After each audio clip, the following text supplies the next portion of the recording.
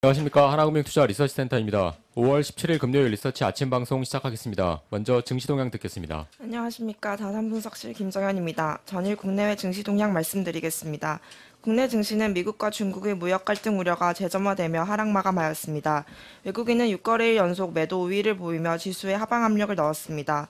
트럼프 대통령이 미국 정보통신 기술을 보호하기 위한 국가 비상사태를 선포하고 국가 안보 위험이 있는 기업의 통신 장비와 서비스 사용을 금지하는 행정명령에 서명하면서 불확실성이 상승하였습니다.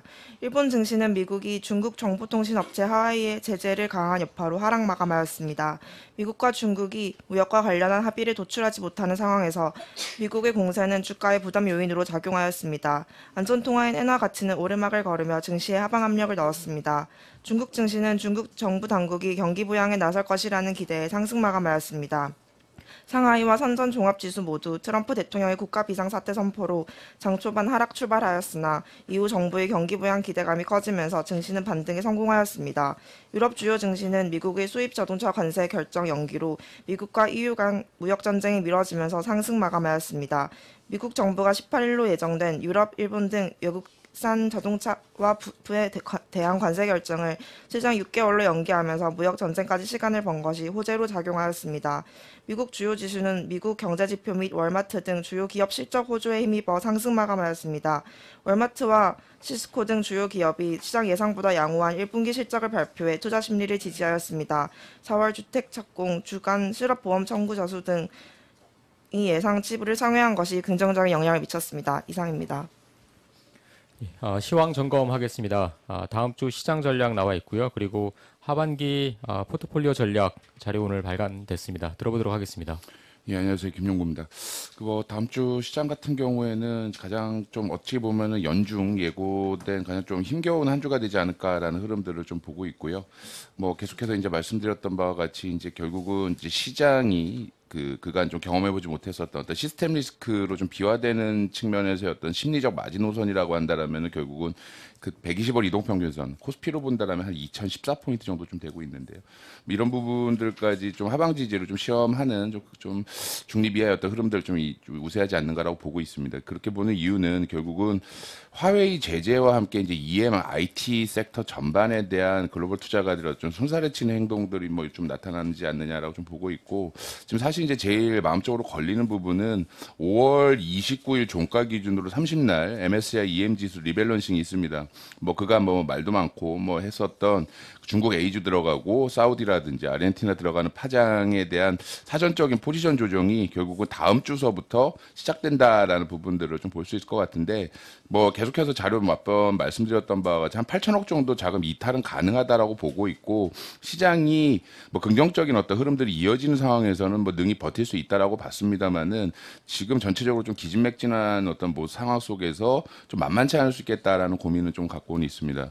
지난 이제 수요일자로 일단은 이제 하반기 그 포트폴리오 업종이라든지 스타일이라든지 이런 쪽 투자 전략 자료를 제시를 했는데, 그 부분들 지금 아침 세미나 관계로 좀 말씀을 좀 못 드렸는데요. 같이 이제 요 자료를 통해서 같이 좀 고민이라든지 결론을 좀 얘기를 해드린다라면은, 전체적으로 하반기 어떤 그 글로벌 국내외 탑다운 환경은 결국은 좀 매크로는 바닥 다지고 돌아서면서 또 통화정책 환경은 계속해서 좀 완화적인 환경들이 이어지는 어떤 그런 긍정적인 환경에다가, 결국은 이 트럼프발 이 맥시멈 프레셔라는 이름으로 행해지고 있는 이 정치적 불확실성 간의 어떤 시속 게임이 계속해서 좀 이어지지 않겠는가라고 좀 보고 있습니다.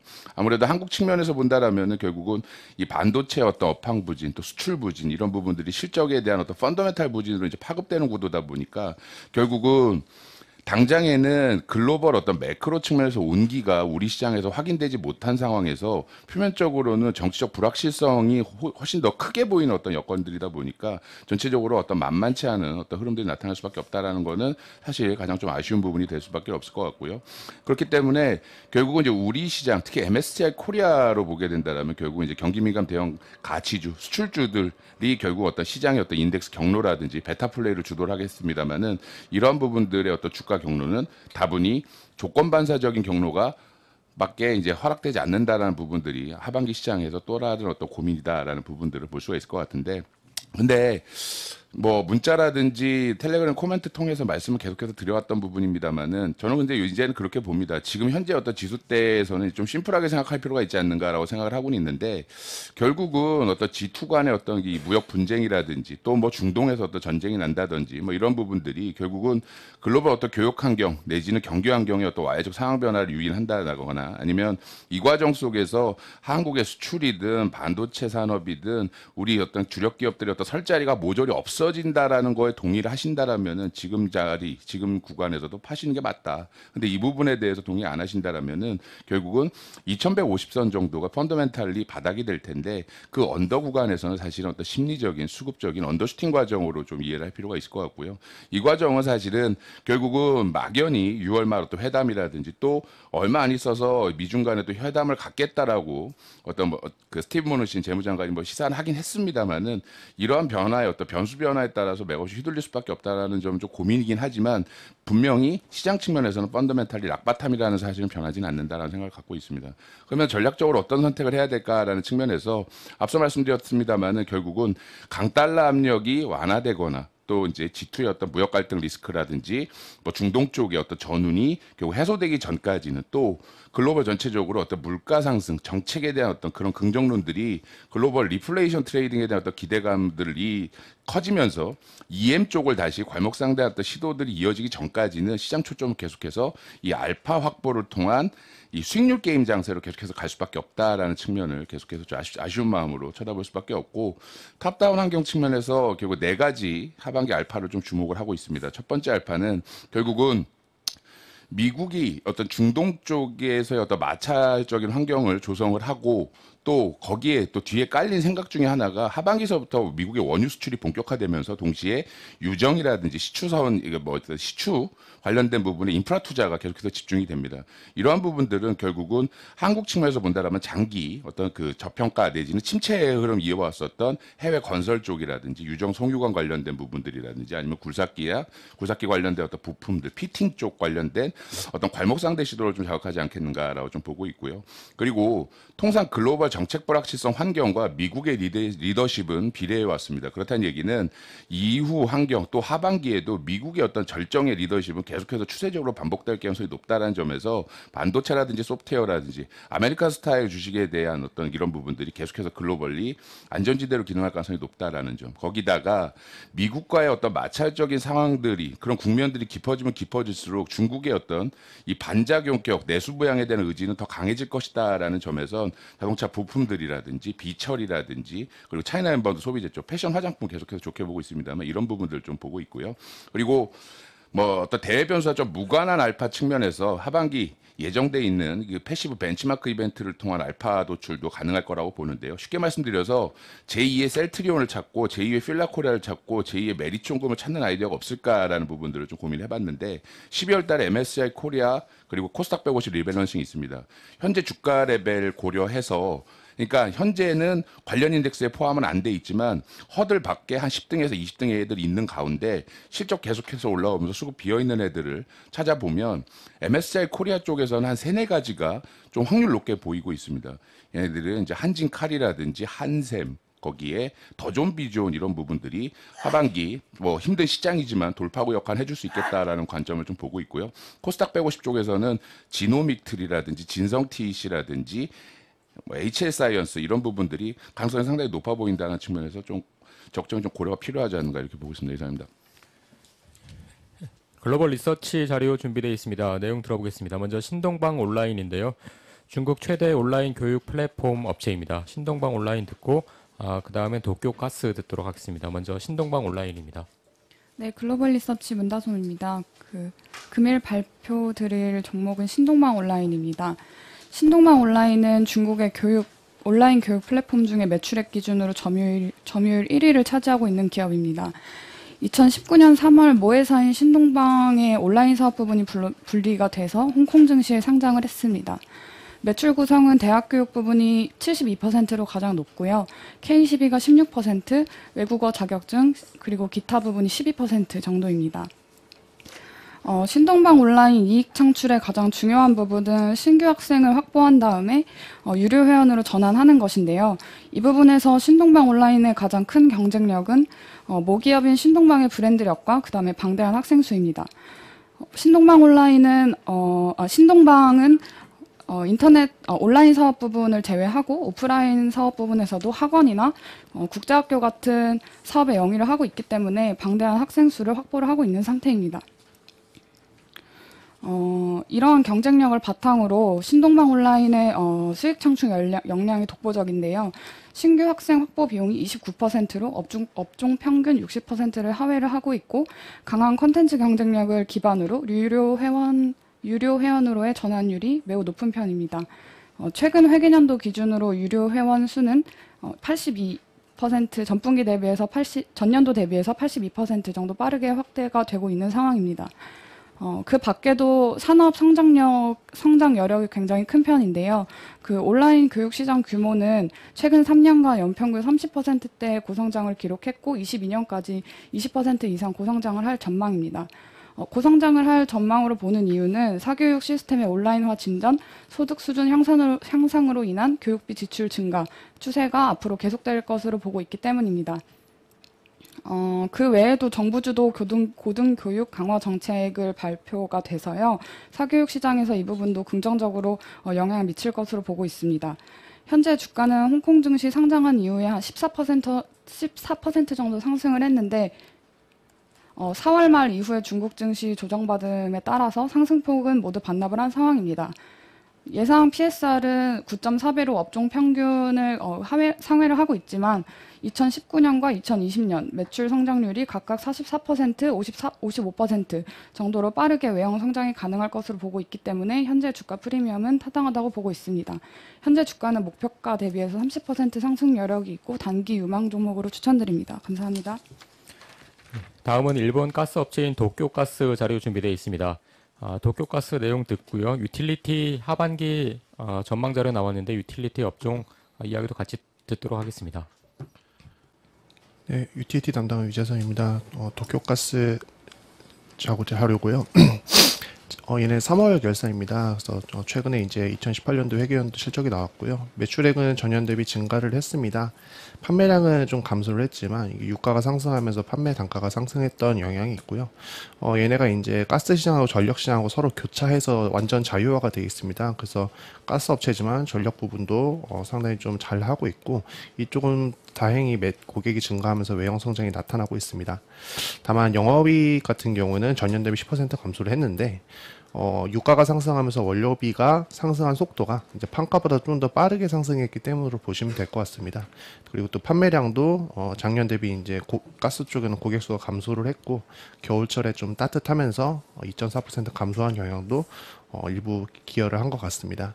어쨌든 전력 고객 쪽 증가는 굉장히 긍정적으로 볼 수 있습니다. 뭐 신규 사업이라고 보셔도 무방할 것 같고요. 다만 본업인 이 도시가스 쪽이 감소를 하면서 어쨌든 이익 기여도가 가장 큰 주력 부분의 실적이 깨진다는 게 굉장히 좀 지금 상황에서 리스키하지 않을까 그렇게 생각을 하고 있습니다. 지금 PER이라든지 PBR이라든지 이렇게 썩 매력적인 상황은 아니고요. 배당도 아직 뭔가 적극적으로 나오는 모습은 아닌 거라고 생각해서 투자 매력은 지금 상황에서 상당히 높지는 않다라고 말씀드릴 수 있을 것 같습니다. 이어서 유틸리티 하반기 전망 자료 말씀드리겠습니다. 제목은 두부값 불가능성 삼각 정리라고 말씀드렸는데 이거는 과거 이제 한전 김종과 사장님이 두부값, 콩값 비교하면서 했던 이야기를 좀 차용을 했고요. 어쨌든 최근 미중 무역 분쟁하고 이란 제재, 이거는 작년부터 있었던 이슈고 최근 오펙 감산 여부 등에 대해서 유가 변동성이 굉장히 심화가 되고 있습니다. 작년에 이란 원유 수입 한시적 인하 제재 완화로 유가가 급락을 했었고요. 그리고 오펙이 감산을 하면서 다시 급등을 했습니다. 최근에는 이제 이란 쪽 핵 협정의 일부 좀 안 하겠다라고 발언을 하고 미국도 이제 거기에서 제재를 좀 더 가하겠다. 그리고 사우디 쪽에서도 뭔가 정유 시설의 사고를 좀 폭발 사고를 좀 닿는 등 좀 관련해서 중동 쪽에 리스크가 좀 많이 확대되고 있는 모습입니다. 그래갖고 어쨌든 지금 상황에서 비용 변동성이 굉장히 커지고 있고 어쨌든 유가가 한국전력 실적의 가장 메인 비용이기 때문에 이 유가의 변동성이 확대가 되고 있고 이 상승세가 강하게 나타나고 있다는 게 하반기 유틸리티 섹터의 이익 전망이 좀 낮아지는 것으로 좀 작동을 하지 않을까 이렇게 생각을 하고 있습니다. 어쨌든 한전 실적은 환율, 석탄 가격 그리고 유가에 굉장히 많이 노출되어 있기 때문에 지금 섹터의 어떤 방어주 컨셉이 작동하기 위해서는 어떤 안정성이 가장 우선적으로 고려될 포인트라고 판단을 하고 있습니다. 그래서 한전보다는 가스공사나 한전 KPS 그리고 한전 가스공사 KPS를 비교했을 때는 한전 KPS가 좀 더 낫지 않을까 이렇게 생각을 하고 있습니다. 일단 가스공사부터 살짝 말씀을 드리면은 이번 5월 1일에 공급비 조정이 됐어야 됐는데 되지 않았습니다. 그래서 이에 대한 우려로 주가는 크게 하락을 했는데요. 과거에도 이런 사례가 여러 차례 있었습니다. 2012년에서 2014년까지 원래 5월 달에 맞춰서 하던 거를 7월에서 8월까지 늦춰서 했던 경험이 있습니다. 이 당시에 공통점이 고유가 시절이었던 거고요. 공공요금 인상이 굉장히 어려웠던 시절이었다고 생각하시면 될 것 같습니다. 지금도 뭐 생활 물가 상승을 좀 걱정하는 정부가 이 연료비 상승을 요금에 적절하게 전가를 하지 않으면서 물가 안정 정책을 펼치고 있는데 이 7, 8월쯤 되면은 여름철이다 보니까 가스요금 인상에 대해서 좀 민감도가 좀 덜합니다. 그렇기 때문에 과거 트렌드를 보거나 아니면 이런 상황을 보거나 적어도 여름에는 규제가 정상화될 가능성이 높다라고 생각하시면 되고요. 1분기 때 가스공사 실적이 한 1,000억 정도 국내 쪽에서 미스한 거는 2Q에서 4Q까지 나눠서 다 반영이 될 겁니다. 그래서 하반기 때는 이익가시성은 굉장히 좋다라고 보시면 될 것 같고요. 다만 얘네도 매크로 변수의 영향을 많이 받습니다. 외화부채가 많다 보니까 환율 10원당 세전이 이게 한 300억 정도가 변동이 납니다. 작년 기말이 1120원이었고 지금 어제 기준으로 1190원이었으니까 70원이 올랐죠. 그러면은 별도에서 2100억이 변동이 있는 겁니다. 작년하고 올해하고 영업이익 차이가 그렇게 크진 않습니다. 그래서 작년 기말 기준으로 연간 별도 순이익을 봤을 때 3천억 가량이 나왔었거든요. 거기서 2,100억이 환차손으로 사라진다 하면은 900원 갖고 배당을 하면은 한 400원 정도 할까요? 작년에 1360원을 했으니까요. 근 3분의 1토막 난다 생각하시면 됩니다. 그래서 환율이 빠지기 전에는 배당 매력이 거의 없다라고 보시면 되고요. 영업 실적은 굉장히 좋은데 어쨌든 매크로 변수에 굉장히 영향을 많이 받기 때문에 환율이 하락해야만 배당 매력 회복으로 주가 재평가가 가능하다라고 보시면 될 것 같습니다. 마지막으로 KPS는요. 이 모든 규제 이슈, 한국전력처럼 이익이 보장받지 않는다든지 아니면은 한국가스관수처럼 이익이 보장받는더라도 환율에 영향을 받지 않는 그런 어떤 안정성, 외부의 실적 변동 안정성 그리고 규제 안정성에서 좀 벗어나 있는 그런 종목이기 때문에 KPS가 굉장히 좋다라고 말씀을 드리고 있고요. 일단 1분기 실적에서도 시장 컨센서스보다 좀 하회를 하면서 주가는 실적 발표 당일날 7% 가까이 하락을 했었습니다. 근데 전력 정비는 1분기, 3분기가 비수기입니다. 이때가 전력 수요가 늘어나는 시기여서 정비를 피하고요. 그래서 실적 사이즈가 그렇게 크진 않습니다. 그 크지 않은 사이즈에 한 60억, 70억 정도 미스한 게 주가의 7% 정도 반영되었다고 하면은 굉장히 과도한 낙폭이었다고 생각을 하고 있고요. 1분기 미스가 전체 연간 영업 실적에 미친 영향이 굉장히 제한적입니다. 그래서 이번에 낮아진 주가로 인해서 배당 수익률은 4% 초반에서 4.7%까지 상승을 했습니다.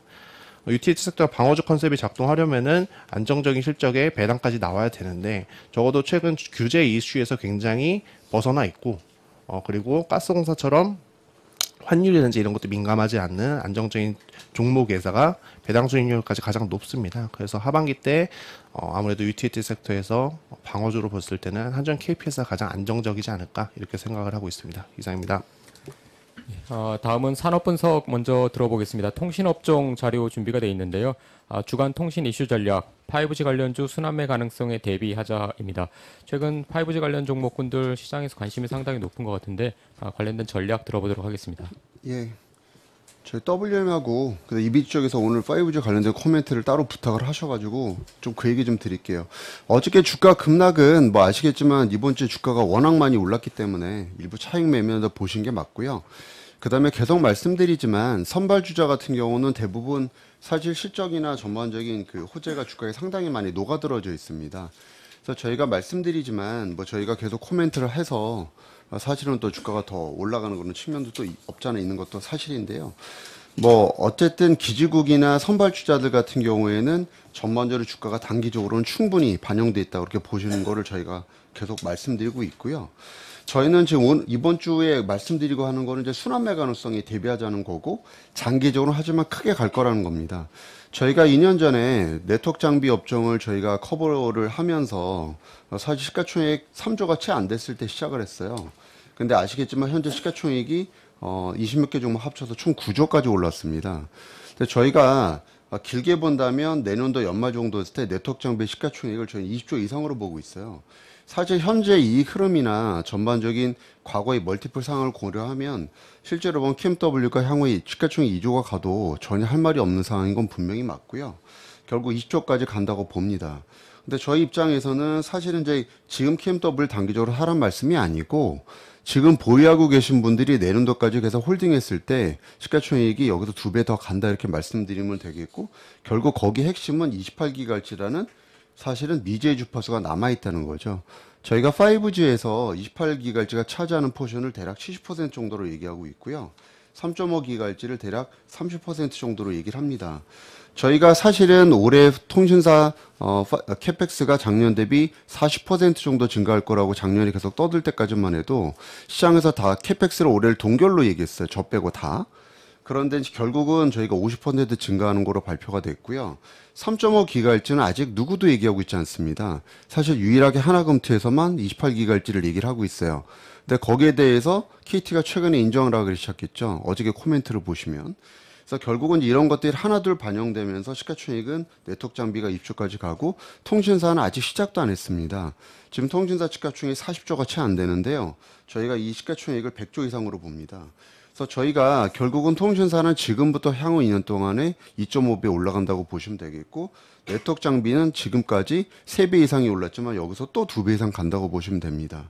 그래서 결국은 장기적으로 보유하시면 되는데 단기적으로는 KMW를 사시면 당장 올라간다는 건 부담이 있겠죠. 제가 추천하는 종목은 그래서 순서대로입니다. 저희가 2년 전에 돌아가서 업종 세미나 때 여러 번 말씀드렸지만 기지국이 올라가고 그 다음에 인빌딩 회사가 올라가고 그 다음에 백콜이나 나머지 유선업체들이 올라가게 돼 있고 마지막 통신사가 올라가는 게 이게 순환매죠. 그래서 결국은 저희가 기지국 회사들은 주가가 이미 1분기 쪽에서 다 보여줬어요. 결국은 인빌딩이나 백콜 쪽 통신사 쪽으로 가야 된다는 거고 인빌딩 회사들 솔리드 70억 적자 받고 그 다음에 백콜 회사들 다산 10억밖에 안 났습니다. 2분기 실적을 보시면 솔리드가 아마 영업이익이 최소 50억 이상이 나올 거고요. 다산 네트워크스는 많게는 6, 70억까지도 기대가 됩니다. 통신사 실적은 2분기는 감익이겠지만 저희는 지금 100만 정도의 5G 가입자가 가면 실제로 RP에 미치는 민감도가 0.7% 정도 나와요. 그래서 결국은 0.7%가 결코 적은 숫자가 아니거든요. 이게 6월 10일 정도에 저희가 달성 가능하다고 말씀드리는 거고 당연히 시장에서 반응할 거로 보는데 그렇게 통신주를 팔던 외국인이 이런 상황에서 통신주를 단 하루도 안 팔고 매일 순매수를 하고 있습니다. 기관 투자가들만 최근에 팔고 있는데요. 이 시점에 대해서 잘 고민하실 필요가 있겠습니다. 예, 기업 분석 내용 들어보겠습니다. HFR 자료 준비되어 있습니다. 코스닥 벤처팀에서 준비한 자료이고요. 역시 뭐 통신장비 관련된 5G 관련된 종목으로 보여집니다. 내용 들어보겠습니다.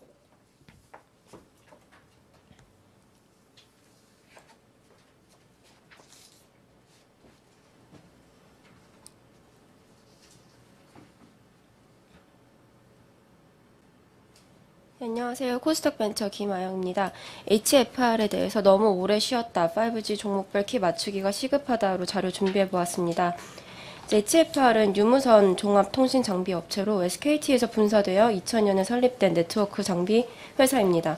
2018년 5월 스펙 합병을 통해서 코스닥 시장에 상장하였으며 지난 3월 주권 병합 결정을 했고 오늘 5월 17일 거래 재개를 앞두고 있습니다. 주요 사업으로는 유선 장비, 무선 장비 두 개 다 있는데 주요 제품으로는 FTTX 장비와 무선 장비는 프론트홀 등이 있습니다. 국내 같은 경우는 이제 SKT를 주요로 해서 SKT, LG, KT 통신 3사와 해외는 버라이존, AT&T, NTT 도코모 등을 주요 고객사로 두고 있습니다.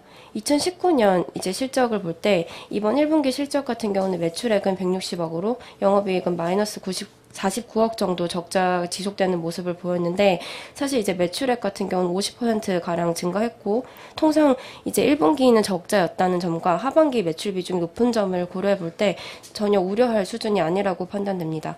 또한 4월부터 5G 관련 매출이 본격적으로 반영되고 있고요.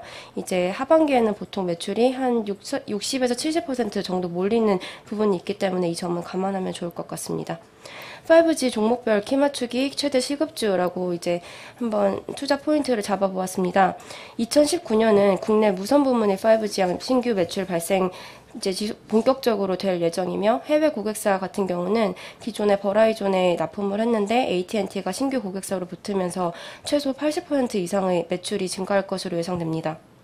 2020년은 5G 관련되어서 이제 미국 쪽에서 그 다른 매출이 날 것으로 기대되는 상황에서 이제 지난 그 HFR이 주권 병합으로 거래 정지되었던 기간 동안 다른 피어 그룹은 굉장히 많은 주가 상승 흐름을 보였는데요.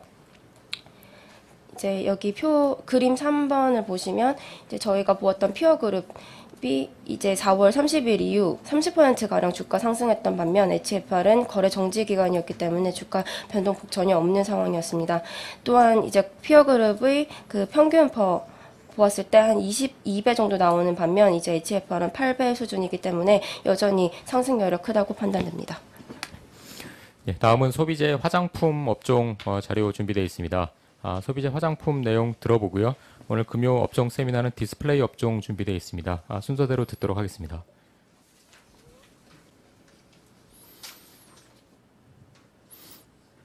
네, 그 하반기 그 화장품 업종 전망이고요. 탑픽은 연우하고 클리오를 말씀을 드리겠습니다. 연우 목표 주가를 4만 원으로 올리고요. 이제 클리오를 28,000원으로 상향 조정을 하겠습니다. 지금 뭐 상당히 불확실성이 커지고 있는 시기인데 이렇게 그 뭔가 좀 판단이 서지 않을 때는 중국의 화장품 소비 최근 특징 뭐 이런 것들을 판단 기준으로 뭔가 좀 정리를 하는 것이 바람직하다라고 생각이 됩니다. 그래서 럭셔리 소비 확대, 그 다음에 오리진 국가에서의 브랜드 인지도, 국내에서의 높은 브랜드력이 중국에서도 성공의 잣대가 될 수가 있다라는 것이고요. 그리고 온라인 채널의 확대, 이런 걸 기준으로 해서 선택을 해보게 되면 럭셔리 소비 확대에는 이제 호텔신라, 동북아시아 최대 글로벌 화장품 유통업체죠. 그리고 LG생활건강, 대중국 화장품 매출의 90%가 럭셔리에서 나오고 있습니다. 그리고 연우, 국내 최대 럭셔리 화장품 용기 공급 업체입니다. 실적하고도 교집합이 성립이 되죠. 호텔신라는 2분기에도 지금 4월달 매출이 20% 이상 성장을 하고 있는 것으로 파악이 되고 있고요. 연우 같은 경우에는 이미 4월달에만 영업이익이 35억 정도, 월 영업이익이 1분기 영업이익을 이미 넘어선 상태입니다.